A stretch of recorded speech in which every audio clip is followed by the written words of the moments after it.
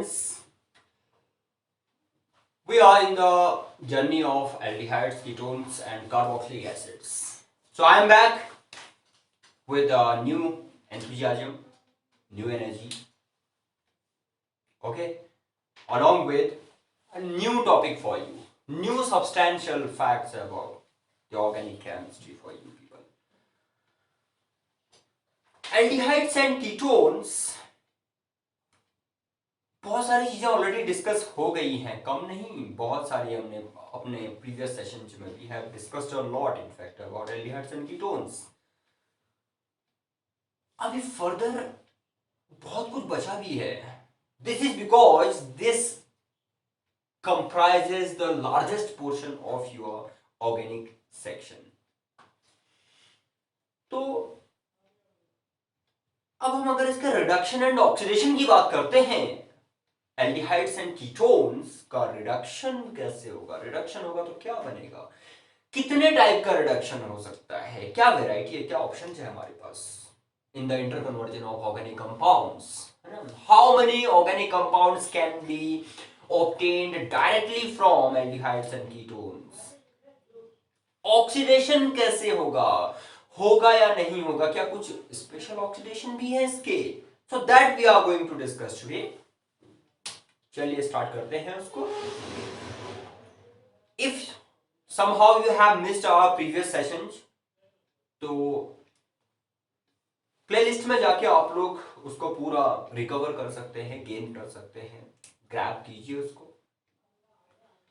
और भी फर्दर हमसे कनेक्टेड रहने के लिए ऑफ कोर्स आपको पता है आजकल क्या करना चाहिए करके, एक अच्छे ऑर्गेनाइजेशन के साथ, अच्छे चैनल के साथ बने रहने के लिए क्या करना चाहिए, आप लोगों को सब्सक्राइब कर लीजिए उसको. जो बेल आइकन है नीचे आ रहा राइट साइड में आपके, तो वहां पर ऑल नोटिफिकेशंस को भी ऑन कर लीजिए. उसके बाद फिर देखिए यहाँ से अपडेटेड रहेंगे आप लोग, ठीक.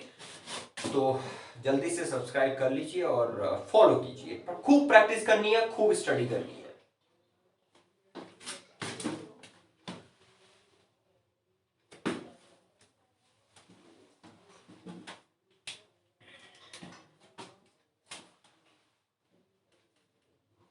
First, let us discuss the reduction of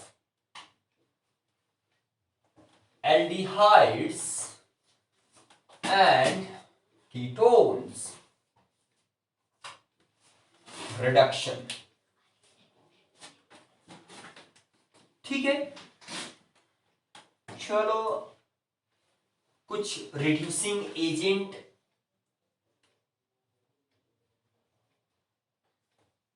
अब क्लास आप लोग या तो कॉम्पिटिटिव वाले हैं जो अभी देख रहे हैं हमें, या फिर क्लास 12th वाले हैं. तो 12th स्टैंडर्ड अगर आप लोग प्रिपेयर कर रहे हैं तो आप उनको एक अच्छा कलेक्शन पता होना चाहिए रिड्यूसिंग एजेंट्स का.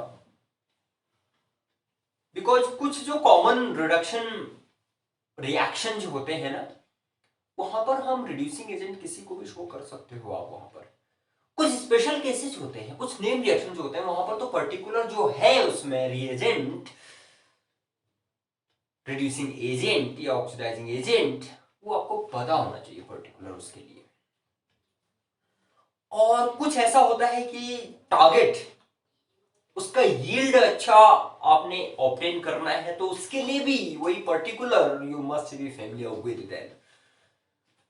तो ऐसे तैयारी करें आप लोग. लेकिन जहां पर कुछ कॉमन चीजें हैं वहां पर कॉमन रिड्यूसिंग एजेंट भी एम्प्लॉय कर सकते हैं. रिड्यूसिंग एजेंट्स क्या क्या है फिर? लिथियम एल्यूमिनियम हाइड्राइड है. It is amongst the expensive reducing agent. Costly होता है ये. Lithium aluminium hydride, NaBH4, this is sodium borohydride reducing agent. आपका zinc plus HCl, even ethanol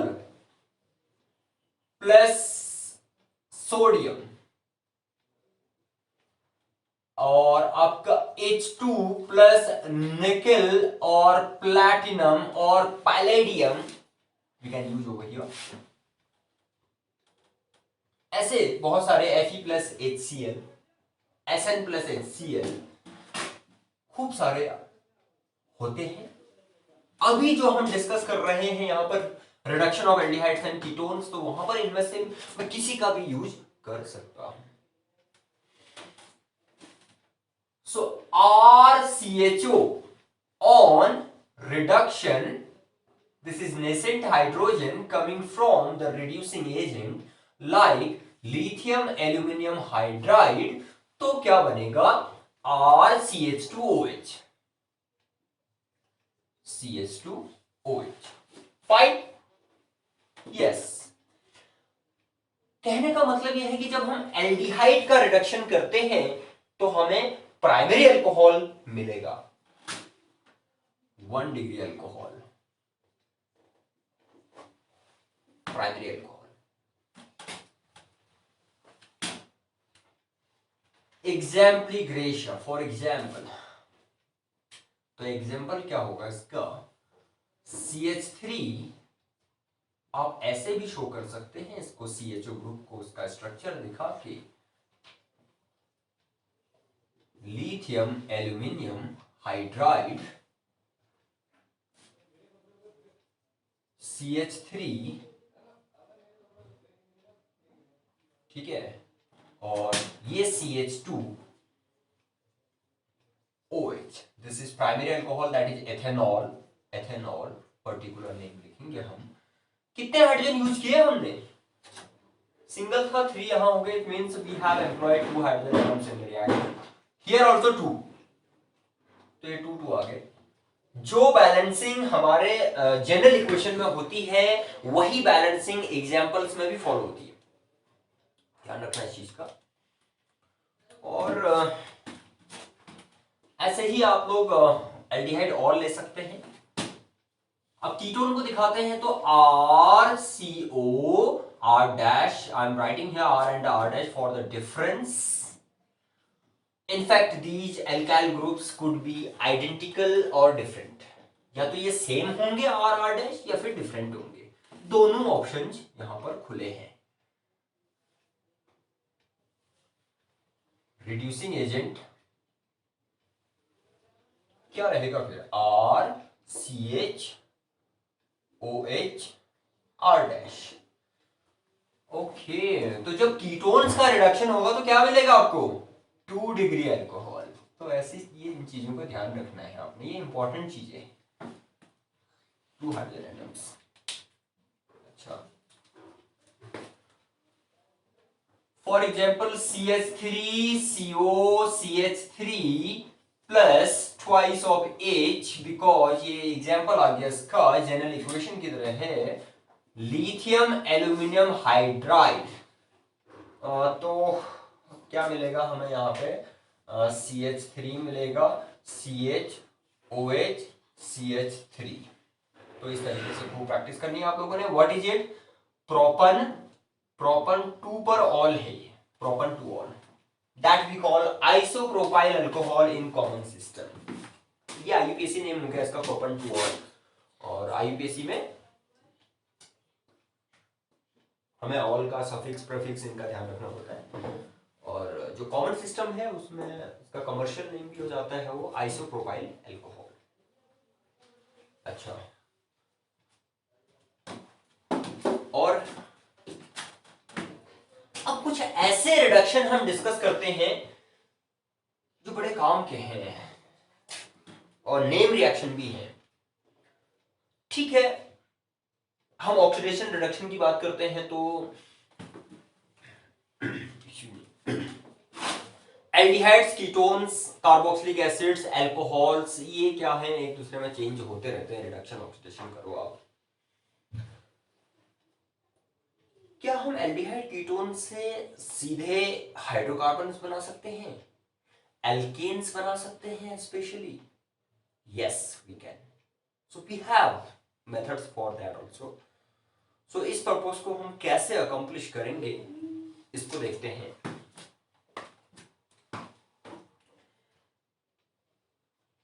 लोग ये भी कह सकते हैं कि रिडक्शन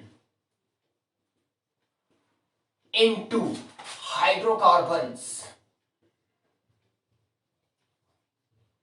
हाइड्रोकार्बन में कैसे रिडक्शन होगा सीधे, इसके लिए number 1 Clemmensen's reduction. Clemmensen's reduction, yes. जब हम एल्डिहाइड, चलिए मैं एग्जांपल के साथ ले रहा हूं, you can replace that alkyl group that I will be using, CH3CHO plus reduction आप कर रहे हैं किसकी प्रेजेंस में, होने को नेसेंट हाइड्रोजन होगा, बिकॉज हम रिड्यूसिंग एजेंट जो ले रहे हैं वो हमें नेसेंट हाइड्रोजन प्रोवाइड करा सकता है, दैट इज जिंक, ये Gn, जिंक मर्करी अमलगम होगा plus HCl. This is the reducing agent here. Though I have written here Gn plus HCl over there, zinc plus HCl, but zinc mercury amalgam plus HCl we use in this particular reduction. तो ये ध्यान रखना, ये आपको CH3 दे रहा है plus H2O, तो ethane सीधे इथेन, इथेनॉल से आपको इथेन मिल गया, तो बड़ा काम का है नहीं।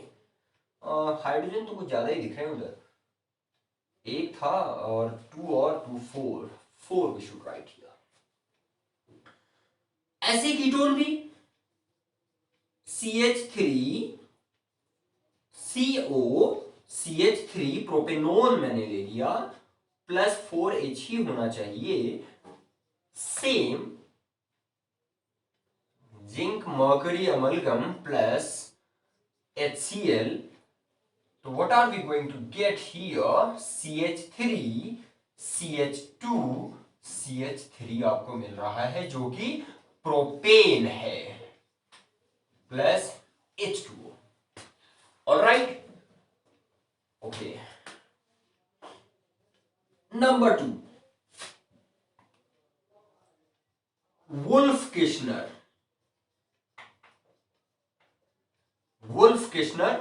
reduction.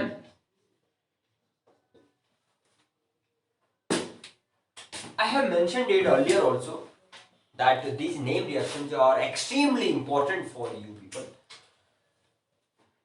Board examination point of view या फिर competitive examination of point view से पॉइंट ऑफ व्यू सर, तो ये इंपॉर्टेंट है बहुत सारे। आपके नियरली 30-35 नेम रिएक्शन जो आप लोग प्रिपेयर करेंगे, और इन नेम रिएक्शंस में इतनी हिम्मत है कि ये इतने केपेबल हैं एंड फॉर यू पीपल इतने ज्यादा यूजफुल हैं कि ये आपको अकेले 15 to 20 मार्क्स बना के दे सकते हैं ऑर्गेनिक सेक्शन में, बिकॉज डायरेक्टली और इनडायरेक्टली इन्होंने इन्वॉल्व रहना ही है। डायरेक्टली भी होंगे जहां पर सीधे सीधे पूछा होगा, right on the following reactions, 2-3 आते ही आते हैं, कहीं पर कन्वर्जन करना है उसमें भी होगा, कहीं पर मल्टी स्टेप आपका एक रोड मैप प्रॉब्लम्स आती हैं उसमें भी हो सकते हैं, तो यूज होना है उसका, ठीक है। तो खूब प्रैक्टिस करना है, इनको छोड़ना नहीं आप लोगों ने। यहां से भी आपको इसका ऐसे तो मिल ही रहा है आपको टॉपिक वाइज, एक साथ भी आपके लिए कलेक्शन दे देंगे और आपके लिए हम काम और अच्छा बनाएंगे उसको। तो आप लोग उसके लिए क्या बने रहिए ना आप लोग हमारे साथ, तभी तो आप लोगों को यहां से चीजें मिलते रहेंगी। प्रैक्टिस कीजिए, फॉलो कीजिए।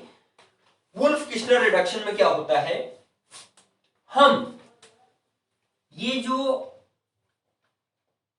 एसिटाल्डिहाइड है या फिर कीटोन है, इसको सबसे पहले हाइड्रोजीन के साथ ट्रीट करते हैं। हाइड्रोजीन के साथ ट्रीट करोगे तो आपको CH3C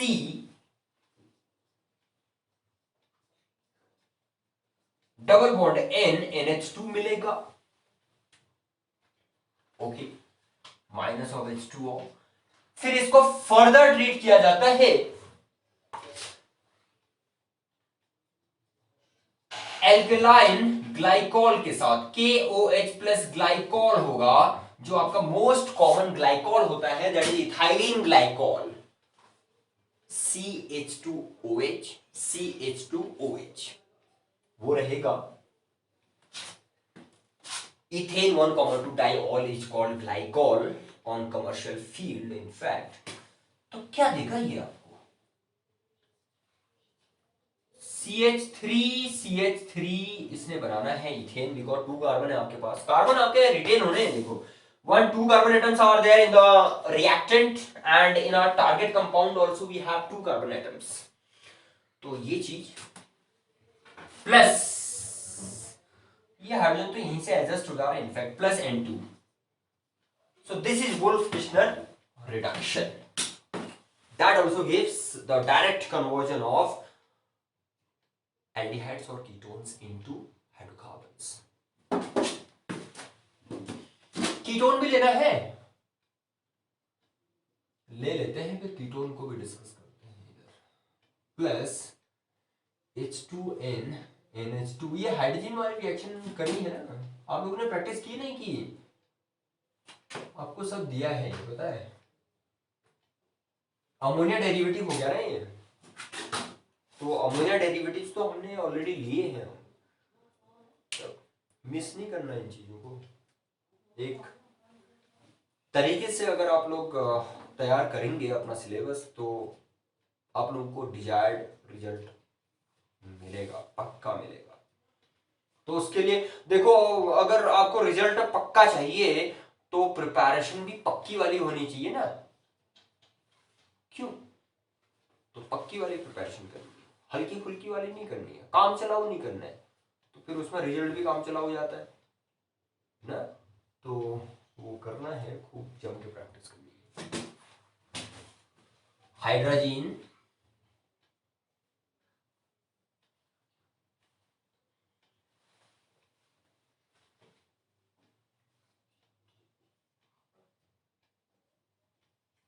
ये आया, नाम बताएंगे इसका क्या है? एसीटोन हाइड्रोजोन बोलते हैं हम इसको, सब बताया है उधर, छोड़िए मत आप लोग इनको। ग्लाइकॉल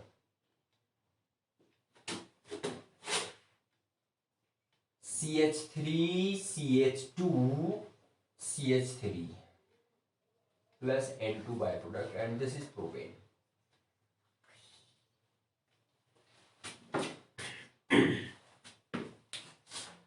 तो ये है, बड़ी सिंपल चीजें हैं, इतना टफ नहीं है। जब आप लोगों को पता हो, आप लोगों ने पढ़ा हो इनको, तो इनका आइडिया रखेंगे आप लोग। केवल आइडिया ही नहीं रखना है, फिर परफेक्शन के लिए प्रैक्टिस, ठीक।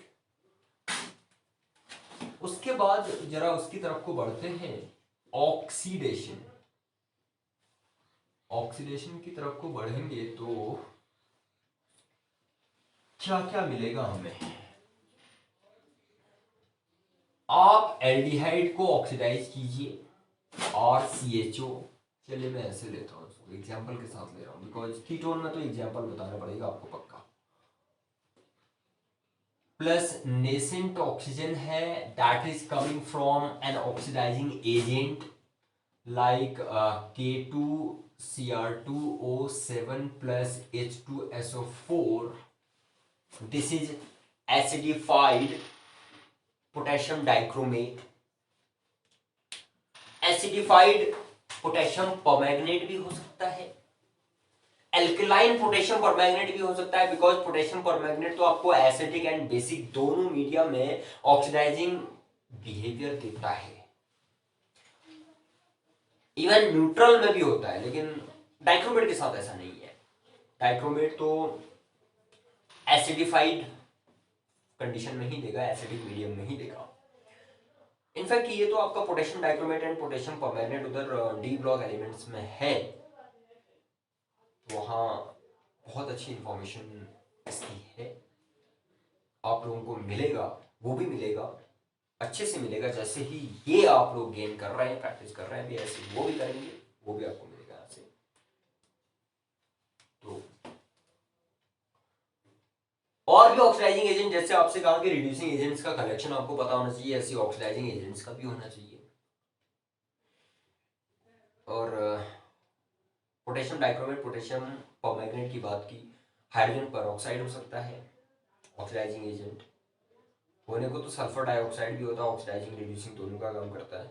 H2O2 भी करता है ऐसा। और आपका कॉन्सेंट्रेटेड नाइट्रिक एसिड, वो भी ऑक्सीडाइजिंग एजेंट होता है। कॉन्सेंट्रेटेड सल्फ्यूरिक एसिड अपने आप में वो भी ऑक्सीडाइजिंग एजेंट है, लेकिन यहाँ पर नहीं होगा उसका अकेले, बिकॉज वो तो फिर डिहाइड्रेट कर देगा ना, डिहाइड्रेटिंग प्रॉपर्टी भी होती है उसमें।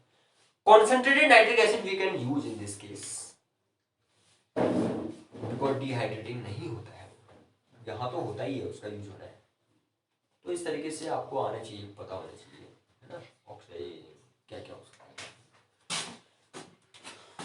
तो 2 कार्बन एटम्स हैं, 2 कार्बन एटम्स वाला यहाँ पर क्या मिलता है, कार्बोक्सिलिक एसिड CH3COOH। तो एल्डिहाइड्स को जब आप ऑक्सीडाइज करेंगे तो कार्बोक्सिलिक एसिड आपको मिलेंगे,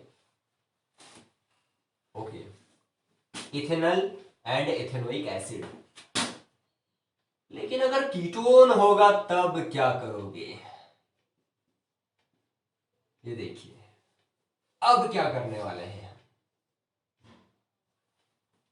एक तो ऑक्सीडाइजिंग एजेंट चेंज करना पड़ेगा, इससे काम नहीं चलेगा, डिफिकल्ट हो जाएगा। Concentrated nitric acid stronger oxidising agent will have to use.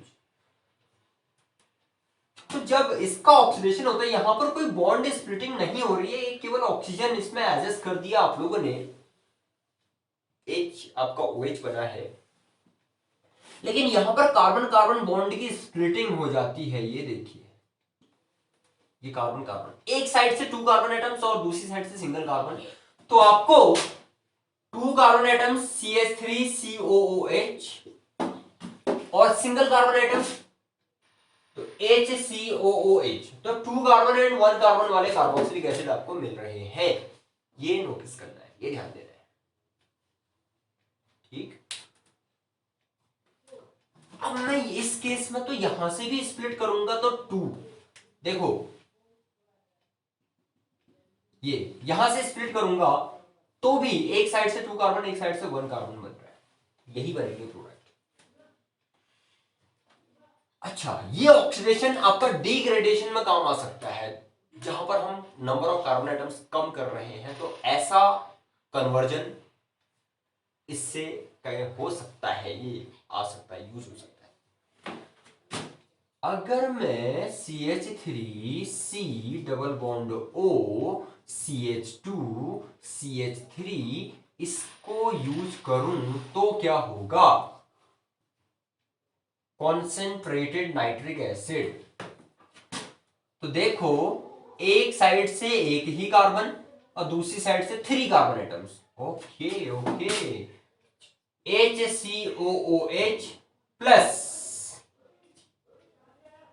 3 carbon atoms ना, CH3CH2COOH प्लस, और होंगे क्या, अगर यहां से स्प्लिट हुआ तो 2 कार्बन एंड 2 कार्बन, एक 2 कार्बन वाला भी बन रहा है, तो CH3COOH, इतने सारे कार्बोक्सिलिक एसिड्स का मिक्सचर मिलेगा हमें। That's why I am not writing twice of CH3COOH। This is because अब हम कहने को अगर एक 1 मोल भी बोल रहे हैं, हम इक्वेशन ऐसे लिख रहे हैं, वो इसका मतलब हो गया 1 मोल है, 1 मोल इज यू, खाली एक मॉलिक्यूल नहीं है। तो अब 1 मोल में तो 10⁻23 इसके ऑर्डर में मॉलिक्यूल्स होते हैं, जो आयोगोत्र नंबर हो गया 6.022 10⁻23, इतने सारे मॉलिक्यूल्स हैं। अब कुछ मॉलिक्यूल आपको ये इस तरीके से स्प्लिट होंगे एंड अदर्स आपके इस तरीके से स्प्लिट होंगे, बहुत सारे हैं ना, तो हमें इनका मिक्सचर मिलेगा।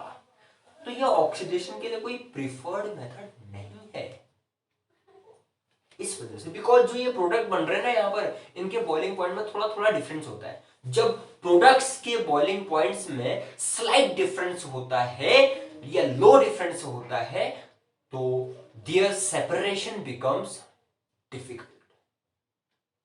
That's why that doesn't come under preferred methods. ठीक है, तो ये करेंगे इसलिए प्रीफर्ड नहीं है. क्यों? मिक्सचर बन रहा है.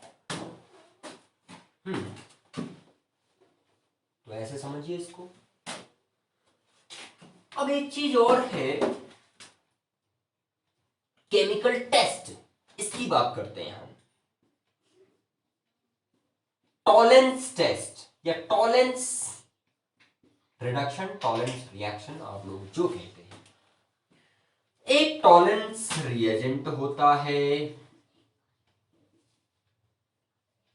जिसको हम केमिकली अमोनियकल सिल्वर नाइट्रेट बोलते हैं.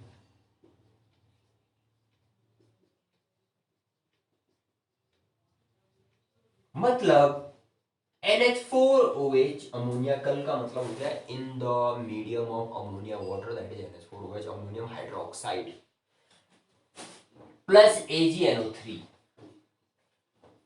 अच्छा, इस मिक्सचर को टॉलेंस रिएजेंट कहा जाता है.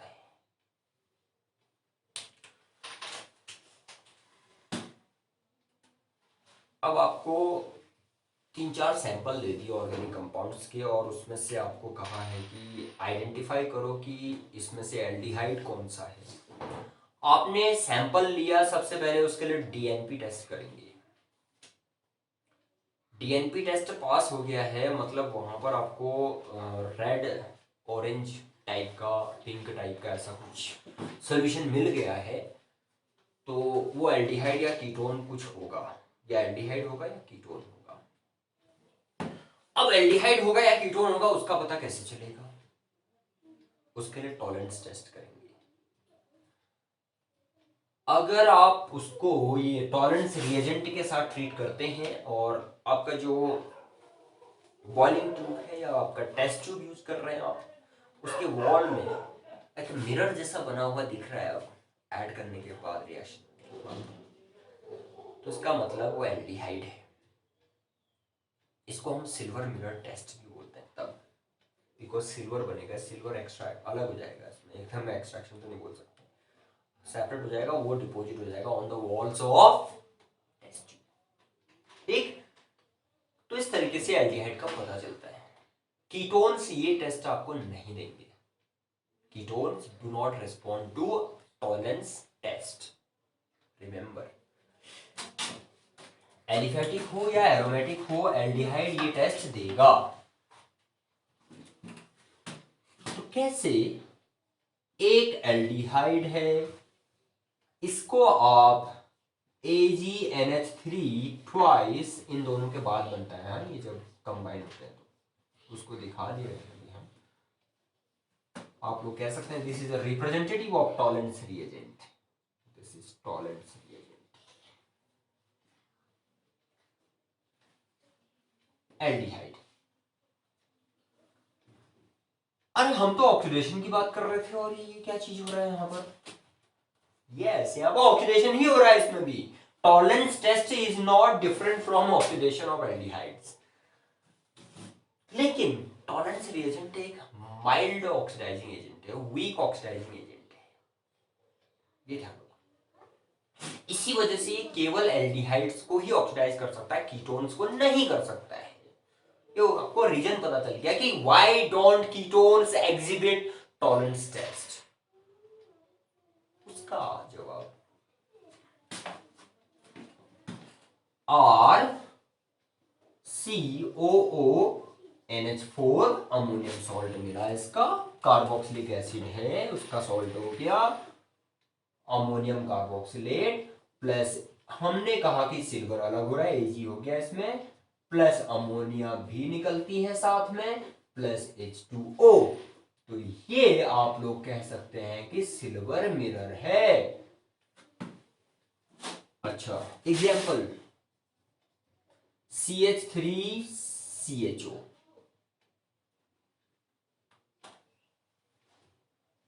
Plus AgNH3 twice OH. CH3COO NH4 बनेगा, प्लस बाकी तो सबसे पहले Ag plus NH3 plus H2, ये हो गया सिल्वर मिरर। अच्छा, बैलेंस नहीं किया हमने इसको। टू वहां भी दिख रहे हैं, Ag सिंगल है, ऑक्सीजन बैलेंस नहीं हुआ है, इसको ट्वाइस कर देते हैं। 3 ऑक्सीजन, यस, लेकिन नाइट्रोजन कितने हो गए हमारे? 4 हो गए। 1 3 Ag twice is the rest balance. Hydrogen atoms 3 to the 6 to the 12 plus 2 because twice 14 15, and here 3 to the 9 plus 4, right, 13 plus 2 15, yes। तो जो बैलेंसिंग यहाँ होगी वही नीचे भी होगी, यहाँ twice of Ag, twice of NH3 and H2O, इस तरीके से। अब इनका नाम लिखना सीखना है आपको, बताया था ना, इसका कॉमन नेम बताया था। जैसे क्या होता है आपका, आप अमोनियम फॉर्मेट कह सकते हो, अमोनियम एसीटेट कह सकते हो, है ना। इसी तरीके से क्या भाई, ammonium carboxylate, this is ammonium acetate.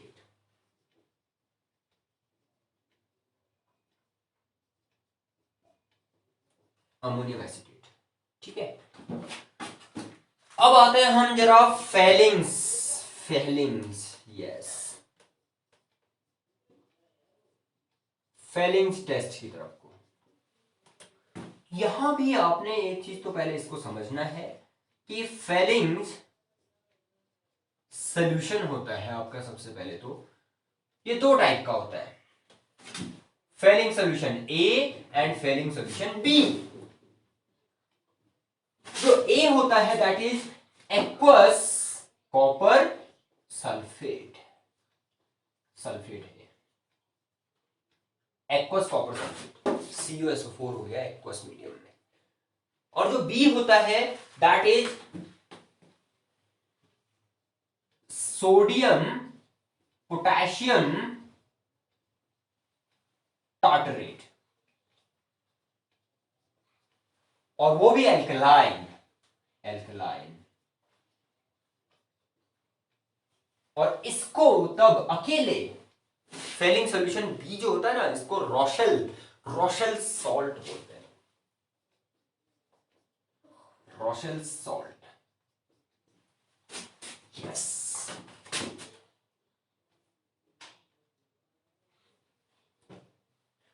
अब जब फेलिंग टेस्ट आपको करनी होती है तो उसमें फेलिंग सॉल्यूशन ए और Fehling solution B you need to use in situ, मतलब आपको उसी समय लेना पड़ता उनको, और दोनों को इक्वल अमाउंट में मिक्स करेंगे। तो उसके बाद जो आपका मिक्सचर है उसको फेलिंग सॉल्यूशन बोलेंगे, उसको यूज करेंगे टेस्ट करने के लिए फॉर एल्डिहाइड्स। ये टॉलरेंस रिएजेंट जो है उससे भी ज्यादा वीकर ऑक्सीडाइजिंग एजेंट है। देयरफॉर यहां पर क्या होगा, जो ना एरोमेटिक एल्डिहाइड्स होंगे वो ये टेस्ट नहीं देंगे। एक और लिमिटेशन यहां पर लग गई है, that Fehling's test is given only by aliphatic aldehydes. Aromatic aldehyde नहीं देंगे, कीटोन भी नहीं देंगे, वो तो दोनों में है टॉलरेंस एंड फेलिंग। तो क्या हम लेंगे फिर यहां पर? अच्छा,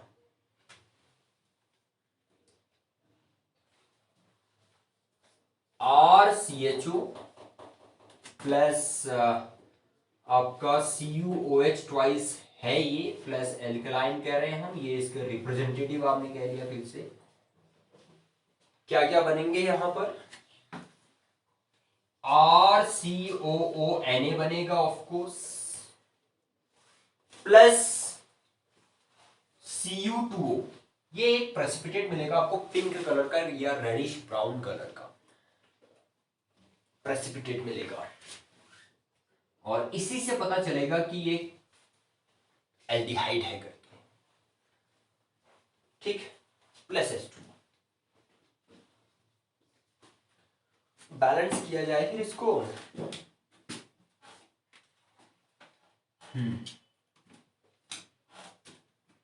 टू, तो सबसे पहले इसको 2 करना पड़ेगा। ऑक्सीजन यहाँ 2 to the 4 ऑक्सीजन 5 and 6 दिखाई दे रहे हैं इधर, वहां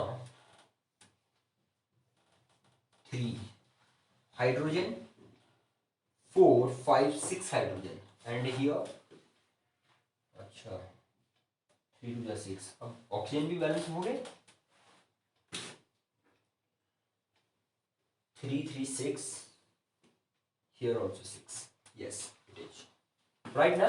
और कार्बन आपका सिंगल हो गया, सिंगल कार्बन है, हाइड्रोजन आपका 1 4 5 अच्छा तो 6 हो गए total 6 hydrogen atoms and here 3 to the 6, all right, and then oxygen 1 2 plus 4 6 2 3 6, yes it is done। तो फेलिंग टेस्ट में क्या रहेगा कि एलिफेटिक एल्डिहाइड्स आपको एक पिंक कलर का प्रेसिपिटेट बना के देंगे, ये टेस्ट है।